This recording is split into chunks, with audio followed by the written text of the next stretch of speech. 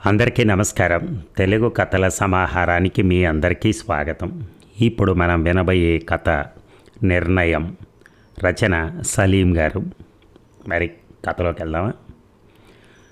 అర్ధరాత్రి దాటినా కంటి మీద కునుకు రావటం లేదు. చుట్టూ చీకటి, దట్టమైన చీకటి, నా జీవితంలోకి ఒలికిపోయిన చీకటి. రాజేష్ నా భర్త, ఇష్టపడి ప్రేమించి పెళ్ళాడి ఎన్ని మధురమైన రాత్రులో నా ఒంటి మీదకి పాకుతున్న వెచ్చని శ్వాస. అప్రయత్నంగా చేతులు చాపి తడిమి చూసుకున్నాను. భ్రమ, ఏడాది కాలంగా నన్ను ఏడిపిస్తున్న భ్రమ. ఒకనాటి తీయటి జ్ఞాపకాలని పదునైన కత్తులుగా మారి గాయం చేస్తూ సుఖేసిని పుట్టినప్పుడు నల్లటి ఒత్తైన జుట్టుతో పుట్టిందని నేను ముద్దుగా పెట్టుకున్న పేరు. దానికి ఎప్పుడూ వాళ్ళ నాన్న అంటేనే ఇష్టం. అందుకే నన్ను ఒంటరిగా వదిలేసి వాళ్ళ నాన్నతో కలిసి ఏవో లోకాలకు వెళ్ళిపోయింది. ఆ దుర్ఘటన జరిగి ఏడాది దాటిన క్షణం ముందే నా కళ్ళెదురుగా జరిగినట్టుగా భయం నరనరాన పాకుతూ, దుఃఖం రక్తంలోకి ఇంకిపోతూ, కళ్ళు మూసి తెరిచే లోపల దడాలన శబ్దం. స్కూటర్ నడుపుతున్న రాజేష్తో నేనేదో మాట్లాడుతున్నా. వాళ్ళ నాన్న నడుముని కౌగిలించు కూర్చున్న సుకేష్ని ఎందుకో నవ్వుతోంది. ఎదురుగా దురుసుగా వచ్చిన క్వాలిస్, దడాలన శబ్దం. నేను ఎగిరి రోడ్డుకు అవతల పడిపోయాను. హాస్పిటల్లో 2 రోజులు ఐసీయూలో ఉన్నాక కళ్ళు తెరిచాను. అన్నీ కనిపిస్తున్నాయి, అందరూ కనిపిస్తున్నారు. కానీ రాజేష్, సుకేసిని మాయమైపోయారు. జీవితంలోని వెలుతురునంతా ఎవరో మింగేసినట్టుగా. అంత అంధకారం. సుకేసిని ఎంత ముద్దుగా ఉండేదో. చారడేసి కళ్ళు, నా కళ్ళే సోగ కళ్ళు. పెదవులు చుబుకం వాళ్ళ నాన్న పోలిక. ముఖ్యంగా బుగ్గల మీద పడే సొట్ట రాజేష్ నోట్లోంచి ఊడిపడ్డట్టుగానే. దాన్ని కనటానికి ఎన్ని కష్టాలు పడ్డాను. పెళ్ళై 3 ఏళ్ళైనా పిల్లలు కలక్కపోతే డాక్టర్లను సంప్రదించాం. రకరకాల పరీక్షల తర్వాత నాలోనే లోపం ఉందని తెలిసింది. అండాన్ని మోసుకెళ్ళే ఫ్యాలోపియన్ ట్యూబుల్లో లోపం అట. ఎలా ఏడ్చానో. రాజేష్కి పిల్లలంటే ఎంత ఇష్టమో నాకు తెలుసు. పిల్లల కోసం నన్ను వదిలేసి మరో అమ్మాయిని చేసుకుంటాడేమో అన్న భయం. రాజేష్ పెద్దగా నవ్వాడు. పిల్లలు లేకున్నా పర్వాలేదు, నువ్వు తప్ప నా జీవితంలో మరో స్త్రీ ఉండదు, ప్రామిస్ అన్నాడు. ఇద్దరం కరుణ సంతాన సాఫల్య కేంద్రాన్ని ఆశ్రయించాం. డాక్టర్ కరుణ పేరుకు తగ్గట్టే కరుణామయి. వరాలు కురిపించే దేవతలా కనిపించింది నా కళ్ళకి. ఇన్విట్రో ఫెర్టిలైజేషన్ గురించి వివరించటం, అందుకు మేము సమ్మతి తెలపటం వెంటనే జరిగిపోయాయి. పిల్లలు ఉన్న వాళ్ళకి వాళ్ళ విలువ తెలియదు, కానీ పిల్లలు కలగని వాళ్ళు పడే మానసిక శారీరక హింస చూస్తే అర్థమవుతుంది పిల్లలు పుట్టడం ఎంత అదృష్టమో. ఇన్విట్రో ఫెర్టిలైజేషన్ ప్రక్రియలో ఎన్ని మందులో, ఎంబ్రియో గర్భకుహరంలో కుదురుగా కూర్చునే వరకు ఎంత ఒత్తిడో. ఎక్కువ అండాలు విడుదల కావటం కోసం గొనాడోట్రోపిన్ ఇంజెక్షన్లు వరుసగా 10 రోజులు ఇచ్చారు. దానివల్ల కొన్నిసార్లు ఒవేరియన్ హైపర్ స్టిమ్యులేషన్ సిండ్రోమ్ అనే జబ్బొచ్చి చచ్చిపోయే ప్రమాదం ఉందని తెలిసి నేను, రాజేష్ భయంతో ప్రాణాలను ఉగ్గబట్టుకుని ఎదురు చూశాం.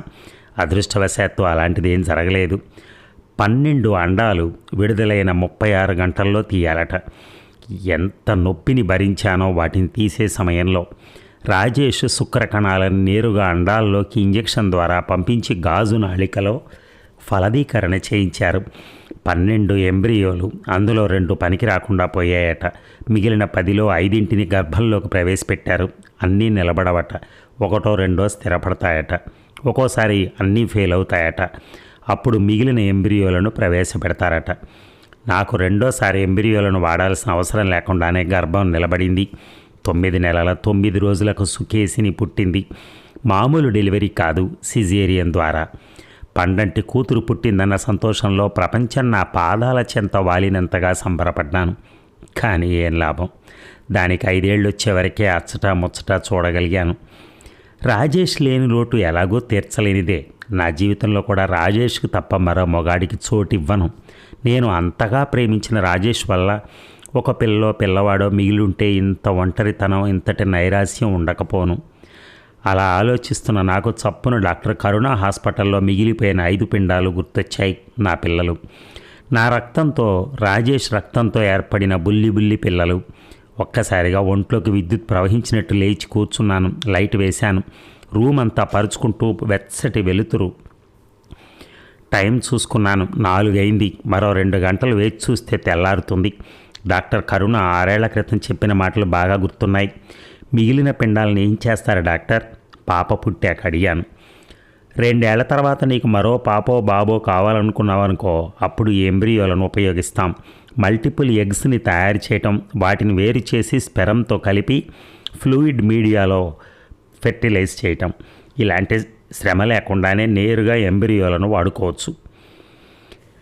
అప్పటి వరకు వాటిని ఎలా భద్రపరుస్తారు అని అడిగాను. ఎంబ్రియో క్రయో ప్రిజర్వేషన్ పద్ధతి ద్వారా ఎన్ని సంవత్సరాలైనా భద్రంగా దాచి ఉంచి అవసరమైనప్పుడు వాడుకునే వీలుంది అంటూ నవ్వింది డాక్టర్.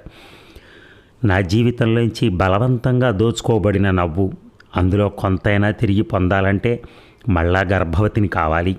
రాజేష్ పోలికలతో బాబో పాపో పుడితే వాళ్ళల్లో నా రాజేష్ను చూసుకుంటూ వాళ్ళని పెంచి పెద్దవాళ్ళని చేయటం కోసం జీవితాన్ని అంకితం చేయొచ్చు. నాకిప్పుడు 34 ఏళ్ళు. గర్భాన్ని మోయటానికి అనువైన వయసే. ఎటొచ్చి సమాజం ఏమనుకుంటుందో. భర్త చనిపోయాక గర్భం ఎలా వచ్చిందని కాకుల్లా పొడవరా? అది నా భర్త ద్వారా కలిగిన సంతానమే అని ఎంతమందిని నమ్మించగలను? చివరికి మా అమ్మా నాన్నైనా దీనికి ఆమోదిస్తారా? ఎన్ని అనుమానాలో, ఎన్ని భయాలో.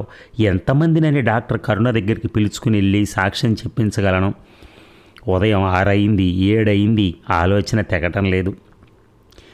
8ంటికి ఒక నిశ్చయానికి వచ్చాను. నాకు నా రాజేష్ ముఖ్యం, నాకు పుట్టబోయే బాబు ముఖ్యం. ఎవరేమనుకుంటే నాకే. ఇది నా జీవితం. నా ఇష్టం వచ్చినట్టు బతికే అధికారం నాకుంది. ఇలా అనుకోగానే ఎక్కడ లేని బలం వచ్చేసింది. 8:30కి డాక్టర్ కరుణ సెల్కి ఫోన్ చేశాను. వెంటనే గుర్తుపట్టింది. నాకు ఇప్పుడు పిల్లలు కావాలనిపిస్తోంది డాక్టర్. మిమ్మల్ని ఎప్పుడు కలవమంటారు అని అడిగాను.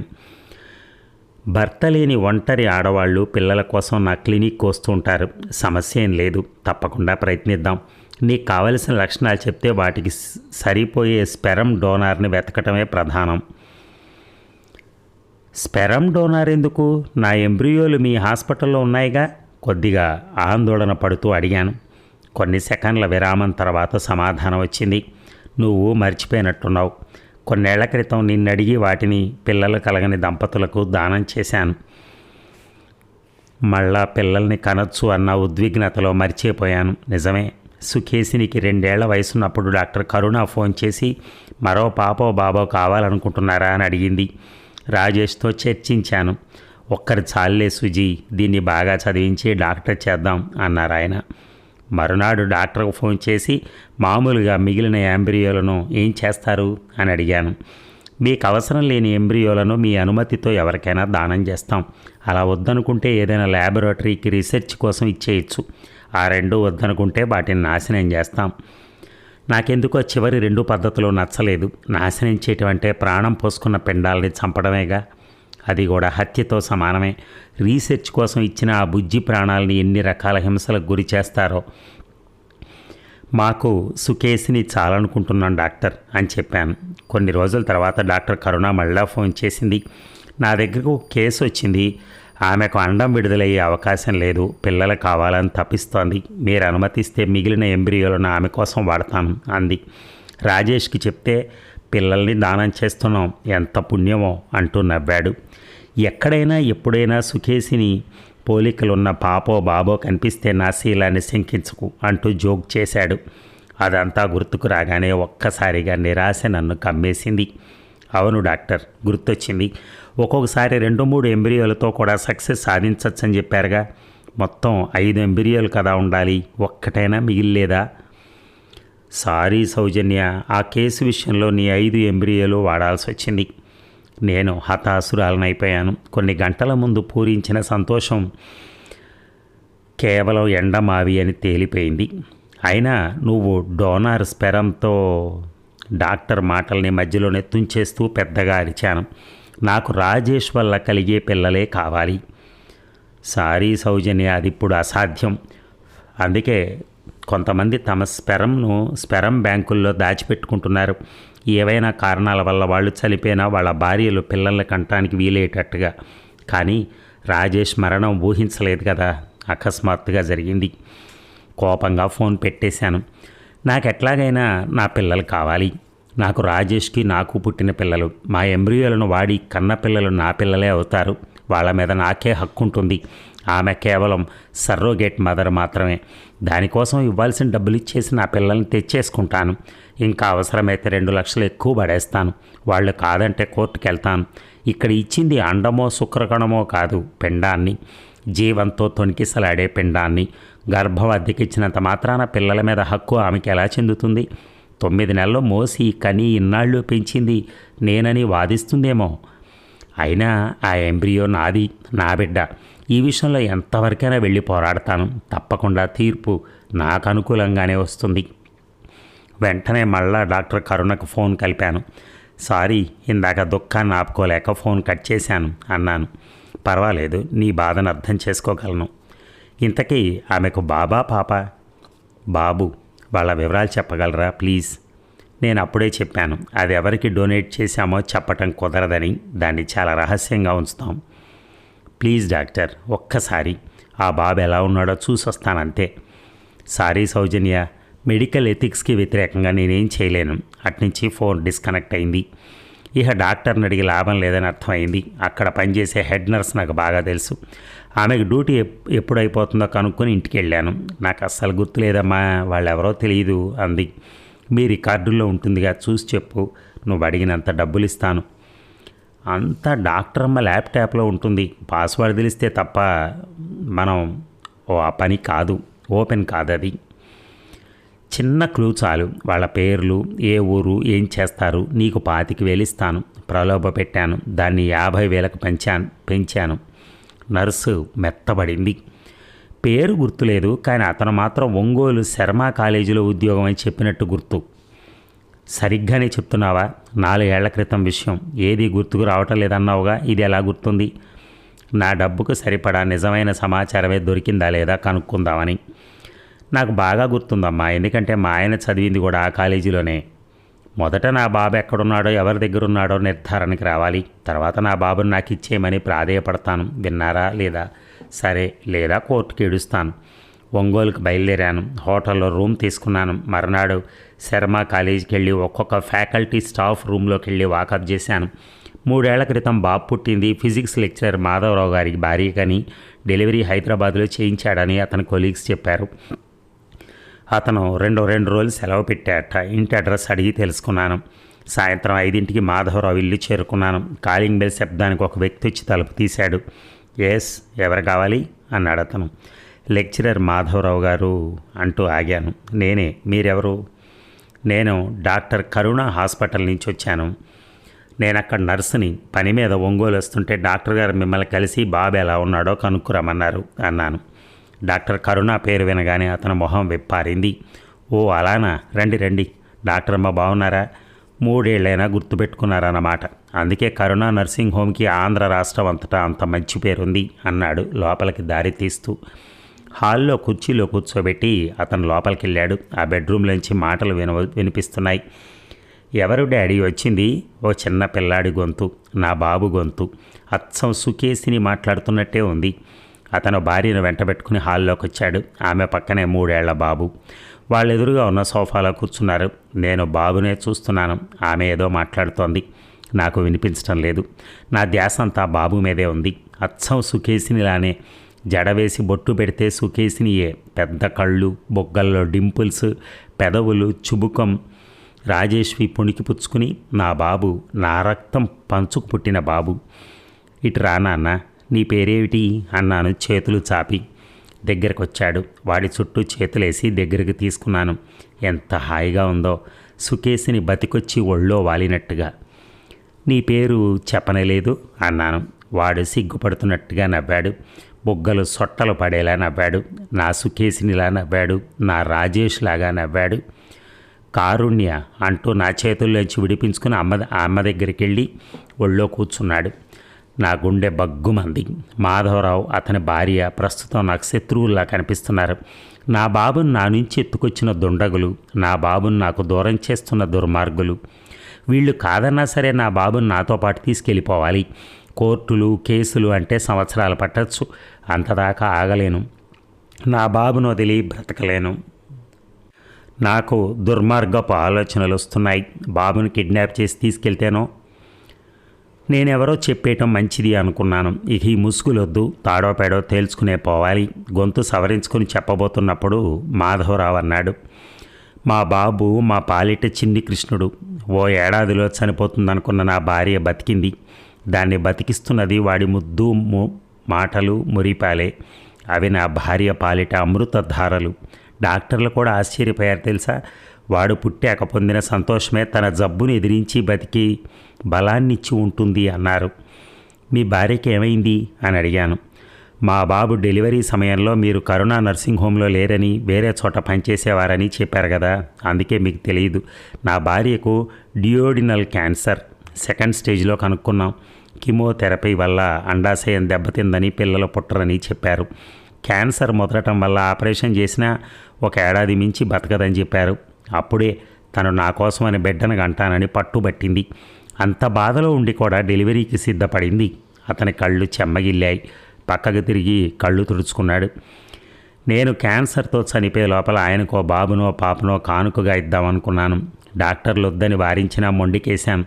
ఎలాగో చస్తాను కదా, క్యాన్సర్ బదులు డెలివరీలో చస్తాను, అంతేగా తేడా అని వాదించాను. డాక్టర్ కరుణ చాలా సపోర్ట్ చేశారు. అందుకే బాబుకి కారుణ్య అని పేరు పెట్టుకున్నాం అందామే. ఎంత పిచ్చిదో చూడండి. తను చనిపోతే నేను ఒంటరినైపోతానని ఎంత రిస్క్ తీసుకుందో. బాబు పుట్టిన వేళ విశేషమో ఏమిటో దేవుడు మమ్మల్ని చల్లగా చూశాడు. ఆపరేషన్ జరిగాక తను బాగా కోలుకుంది. బాబు కోసం బతకాలన్న తన దృఢ నిశ్చయం, బాబు మీది ప్రేమ ఆమెను బతికించాయి అన్నాడు అతను. మా బాబుని చూశారుగా, వీడి నవ్వు చూశారా? వజ్రాలు రాలిపడ్డట్టు ఎంత అందంగా నవ్వుతాడో. వీడి నవ్వు కోసం, వీడి ముద్దు ముద్దు మాటల కోసం చావునైనా ఎదిరిస్తాను. దేవుడొచ్చి నన్ను లాక్కెళ్తానన్నా సరే వీడి కోసం నేను పోరాడతాను అందామె నవ్వుతూ. మమ్మీ ఆకలేస్తోంది, బాబు మారాన్ చేస్తున్నాడు. ఒక్క క్షణం నాన్న, ఆంటీతో మాట్లాడుతున్నాగా అంటోందామె. నాకు వాడిని ఎత్తుకుని చందమామని చూపిస్తూ గోరుముద్దలు తినిపించాలనుంది. నేను లేచి నిలబడ్డాను. వాడిని ఎత్తుకుని బొగ్గలో సొట్టపడే చోట ముద్దు పెట్టుకున్నాను. వాడి కిలకిలా నవ్వాడు, అచ్చం సుకేసినిలాగా. నాకు తెలియకుండానే ఏడుస్తున్నాను. ఆపుకుందామన్న ఆగని కన్నీళ్లు, కట్టలు తెంచుకున్న ప్రవాహంలా కన్నీళ్లు. అయ్యో ఎందుకు ఏడుస్తున్నారు అందామె కంగారు పడుతూ. నాకు మా పాప గుర్తొచ్చింది. ఏడాది క్రితం యాక్సిడెంట్లో చనిపోయే పాప గుర్తొచ్చి. ఓ ఐఎమ్ సారీ అన్నాడు అతను. మీరు ఒంగోలు వచ్చినప్పుడల్లా మా బాబుని చుట్టానికి రావచ్చు అందామె. ఇంకెప్పుడు ఇక్కడికి రాను. వాణ్ణి చూస్తూ ఈ గుండె కోతను నేను భరించలేను. బాబుకి ఆమె అప్పగిస్తూ బాబుని, ఇదిగోండి మీ బాబు అంటున్నప్పుడు దుఃఖంతో గొంతు వణికింది. అదండి కథ. ఈ కథ ఆంధ్రభూమి 17 జూన్ 2012 నాడు ప్రచురితమైంది. అలాగే నాట ఆంధ్రభూమి కథల పోటీల్లో ప్రథమ బహుమతి కూడా పొందింది. కానీ దీంట్లో చూసారా తల్లి ప్రాణం ఎంత గజగజలాడిందో అసలు నిజంగా. అక్కడికి వెళ్ళి కూడా అతన్ని చూస్తూ కొడుకు అని చెప్పలేని పరిస్థితి. కానీ చివరికి వాళ్ళకు వదిలేయాలనే డెసిషన్ తీసుకున్నట్టుగా ఉంది. ఎందుకంటే ఇదిగోండి మీ బాబు అని అందించింది కదా. ఎందుకంటే వాళ్ళు చూపించే ప్రేమ ఆయన చూసింది. ఆమె కళ్ళమ్మటి నీళ్లు పెట్టుకోవటం ఇవన్నీ చూసింది. చూసిన తర్వాత ఏమైనా బాధపడదాం అనుకుంది, కానీ వాళ్ళిద్దరినీ బాధ పెట్టకూడదనే ఒకే ఒక ఆశతో అలా ఆలోచనతో వెళ్ళిపోయింది. ఎట్లయినా తల్లి ప్రేమ తల్లి ప్రేమేనండి. ఎందుకంటే ఆ కన్న తల్లి కరెక్టే ఈమె, కానీ పెంచిన వాళ్ళు కూడా అంత చక్కగా అన్ని నెలలు పెంచో, అన్ని సంవత్సరాలు పెంచో ఈ రోజున తీసుకెళ్ళిపోదామంటే ఆ తల్లి మనసు ఎంత బాధపడుతుందో ఈ తల్లికి బాగా అర్థమైంది. అర్థమయ్యే చివరికి తీసుకోకుండానే వెళ్ళిపోయింది. చూసారా, ఒక్కొక్కసారి కొన్ని క్యారెక్టర్లు ఎప్పటికైనా గుర్తుండిపోతాయండి ఎవరికైనా. మంచి మంచి క్యారెక్టర్స్, అట్లాంటి ఒక మంచి క్యారెక్టర్ ఇది. గొడవ చేద్దాం అనుకుంది, ఆమె దాచిపెట్టింది, హాస్పిటల్లో దాచి ఉంచిన దాని గురించి. కానీ ఆ పిండాన్ని ఉందని తెలిసినా కూడా ఆమె గట్టిగా అడగలేకపోయింది. ఎందుకంటే ఆ పిల్లలకి ఇచ్చారు అన్న తర్వాత ఆ 5 అక్కడే అయిపోయినాయి అని చెప్పిన తర్వాత ఇంకా చేసేదేం లేక వాళ్ళ ఇళ్ళకి వెళ్ళింది తీసుకొచ్చుకుందామని. కానీ అక్కడ కూడా ఆమె వెనక్కి వచ్చేసింది, ఆమెకే ఇష్టం లేక. ఎందుకంటే వాళ్ళంతా ఆనందంగా చూసుకుంటున్నప్పుడు నేను ఏం చూడగలను అనే ఒక కాన్సెప్ట్ కావచ్చు, ఏదైనా దాని మీద ఆమె చివరికి తల్లి ఎప్పుడూ త్యాగమే చేస్తుందండి. ఆమె కూడా త్యాగమే చేసింది. Thank you.